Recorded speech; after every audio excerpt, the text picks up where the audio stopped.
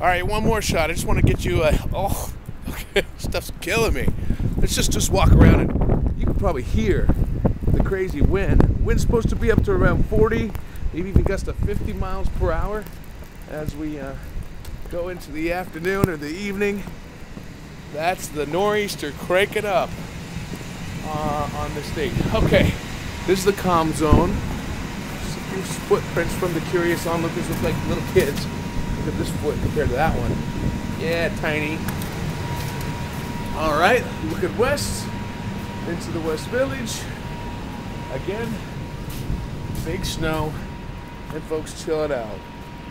Looks pretty cool though. All right, let's go to the other side. Bet you there's some more people over here that enjoy a little snow as well. Oh, it's the little younger ones that we were speaking of earlier. Checking it out. How you doing? Good, good. You enjoy the snow? Cool. It's fun to me. All right, here we are, view of south end of Manhattan, down toward downtown. And visibility here, about a quarter of a mile. All right, kids are having a good time. So is Mike Wood. Just gotta give you some shots. Oh man, it's gonna be pretty amazing. And we're still not into the height of things.